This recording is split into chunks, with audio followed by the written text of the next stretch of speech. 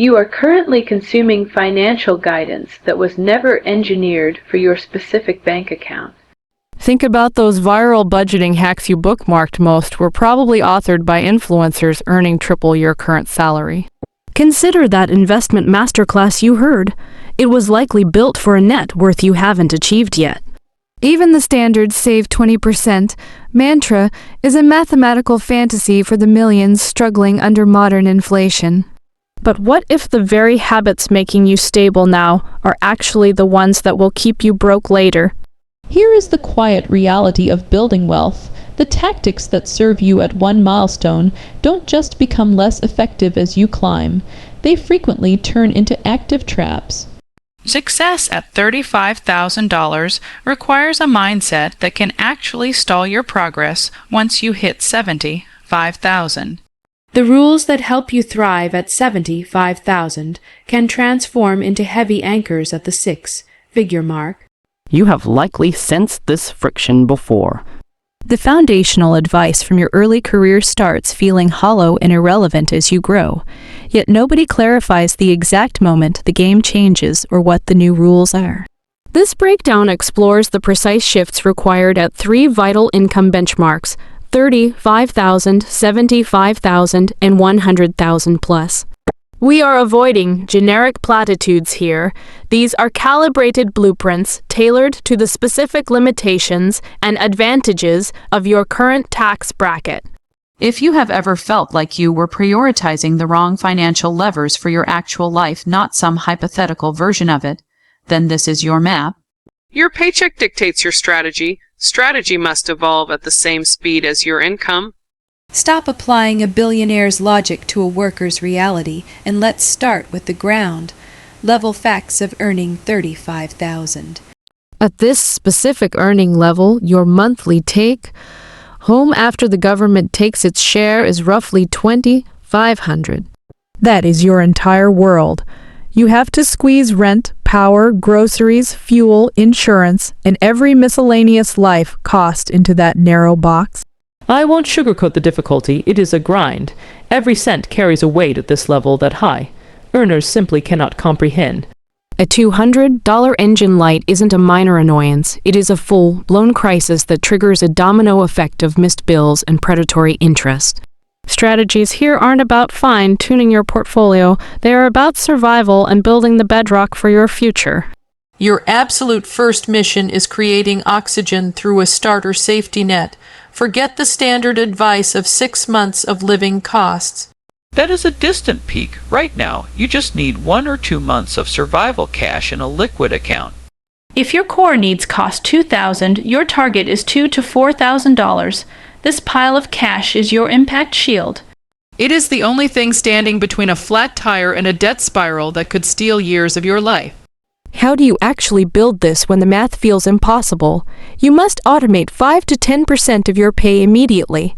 At $2,500 a month, we are talking about $125 to $250. Schedule that transfer for the morning your check clears, before you even see the balance.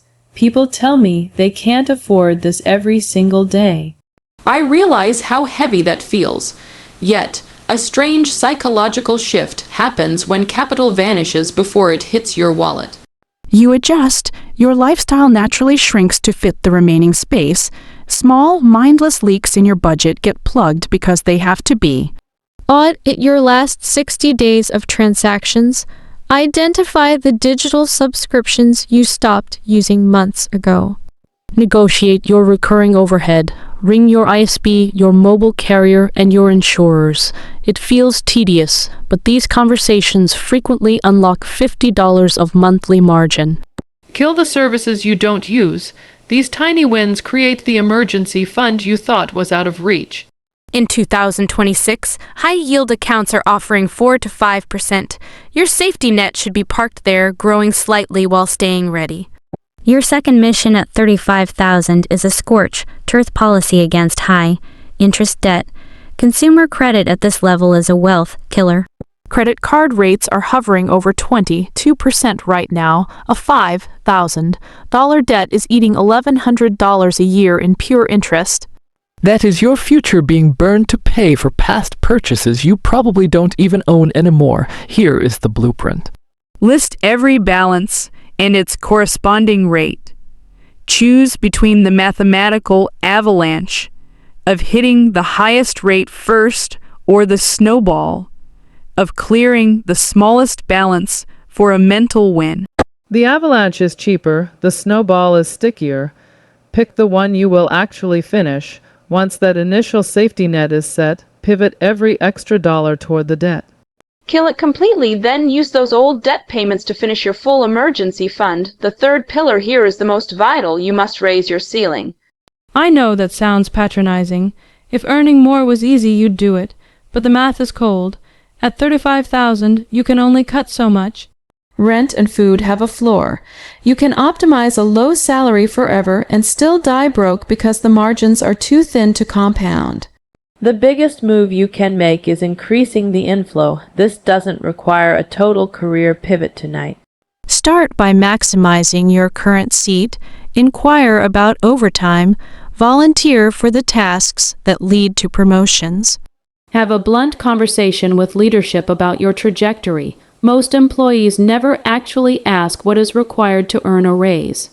You might be shocked by the clarity of the answer. Simultaneously, build high, use skills on the side. Avoid expensive debt-based degrees. Use free certifications and digital tutorials.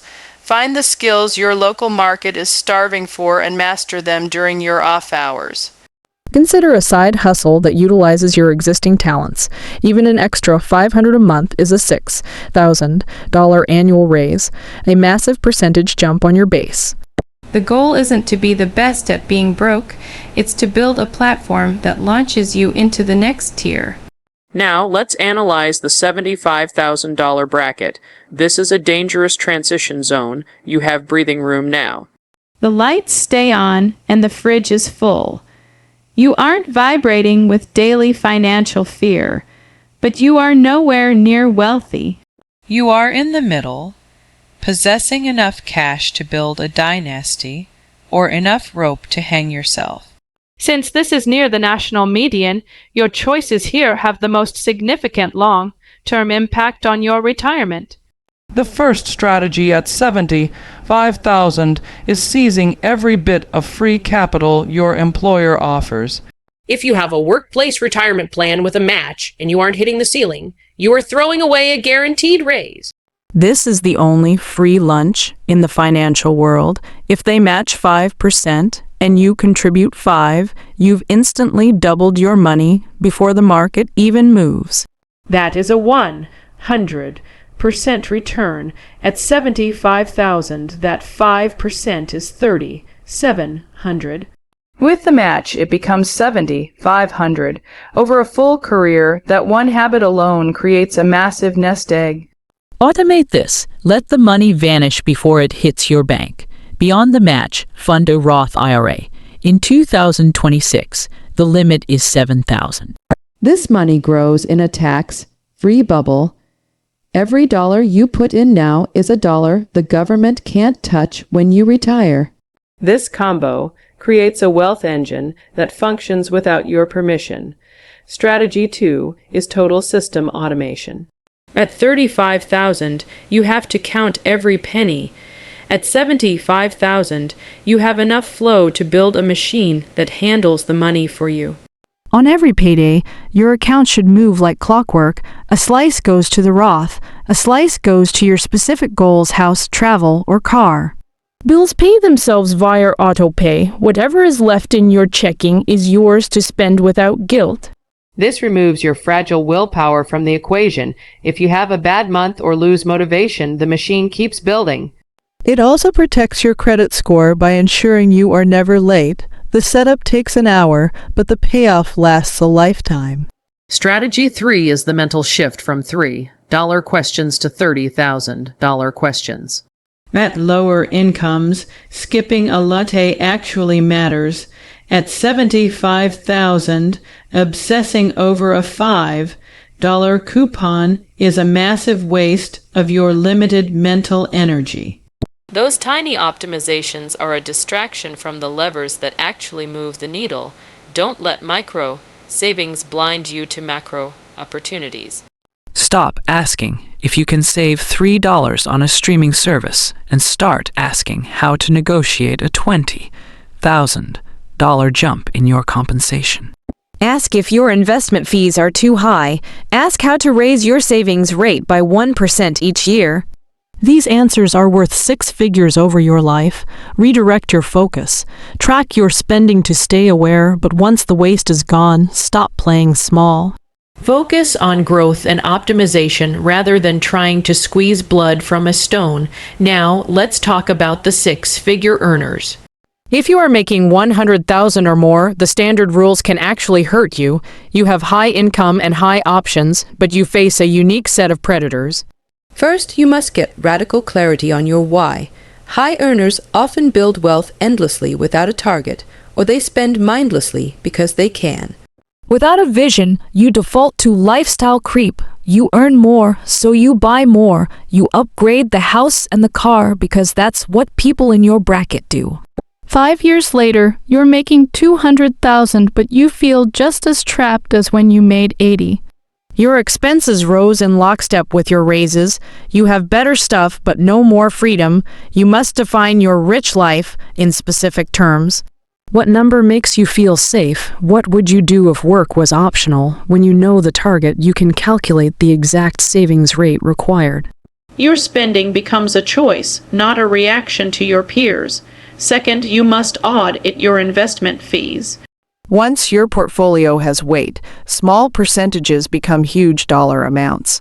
A 1% fee on 100,000 sounds tiny, but over 30 years at a 7% return, that fee costs you nearly $200,000 in lost gains.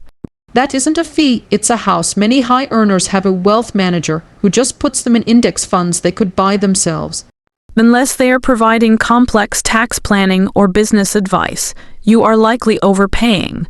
Switch to flat fee or hourly advisors to keep your compounding in your own pocket. Third, you must fight the lifestyle inflation monster. It is insidious because it feels justified. You worked hard, you deserve the nicer SUV, but the data is clear. Beyond a certain point, extra spending does not equal extra happiness. A bigger house just means more chores and higher utility bills. The fix: commit to upgrading your life at half the speed of your raises. If you get a 10% bump, increase your spending by 5% and invest the rest. This creates an ever-widening gap where true wealth lives. Finally, reevaluate the cultural must-haves like home ownership. At high incomes, you have the luxury to run the actual math. In many 2026 markets, the cost of interest, taxes, and maintenance far exceeds the cost of renting a similar home and investing the down payment. Don't buy a house just because society says so. Buy it only if the math and your lifestyle goals align. At lower incomes, you don't have this choice. At this level, you do. Use it. Across every bracket, the core stays the same. Keep a gap between what you make and what you spend. Build systems so you don't have to be perfect. Never stop increasing your value. Most importantly, know what the money is for. Money without a mission is just paper. Your strategy must match your reality. A $75,000 earner shouldn't be stressing over coffee, and a 6-figure earner shouldn't be